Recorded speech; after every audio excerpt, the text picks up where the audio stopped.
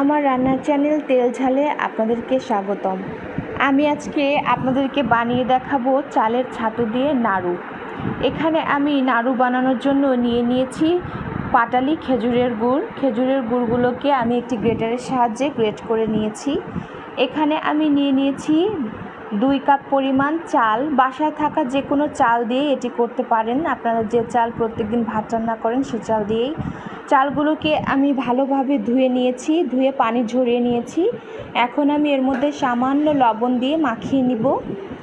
মাখিয়ে নিয়ে একটি কড়াই আমি মাঝারি আঁচে গরম করে তার মধ্যে দিয়ে দিব চালগুলোকে আমি ভেজে নিব। এগুলো হচ্ছে আমরা যেমন করে চাল ভাজা করি ঠিক তেমনভাবেই ভাজতে হবে। চাল ভাজার ক্ষেত্রে খুব ধৈর্য নিয়ে আস্তে আস্তে করে চালগুলোকে ভাজতে হবে।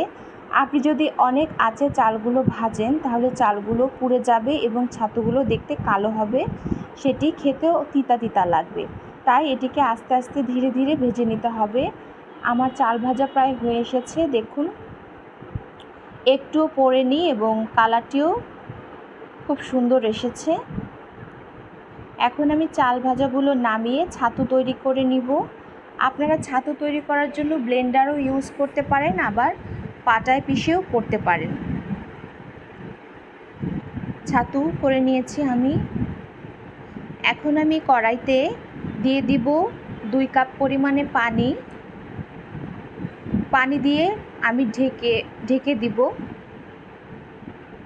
পানিগুলো গরম হওয়ার জন্য আমি ঢেকে দিলাম।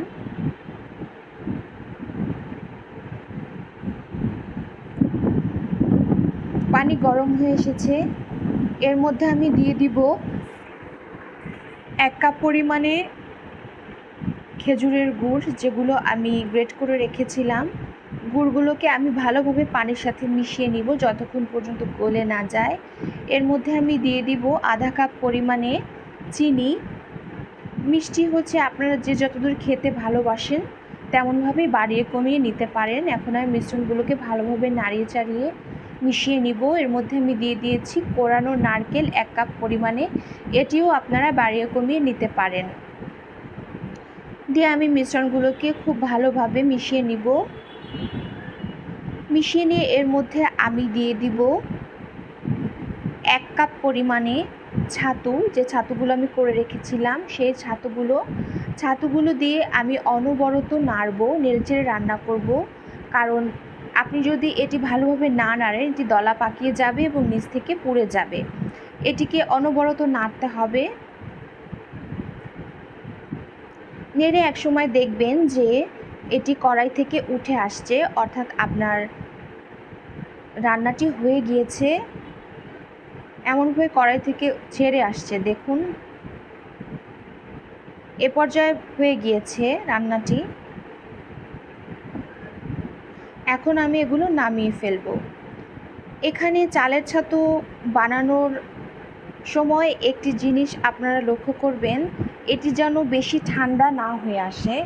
বেশি ঠান্ডা হয়ে গেলে এখানে হচ্ছে আপনারা নাড়ু বানাতে খুবই অসুবিধা হবে, নাড়ুগুলো ভেঙে যাবে এবং নাড়ুর আকৃতি দিতে অসুবিধা হবে। তাই একটু গরম থাকতে থাকতে নাড়ুগুলো বানানোর চেষ্টা করবেন, তাহলে নাড়ুগুলো খুব ভালো হবে।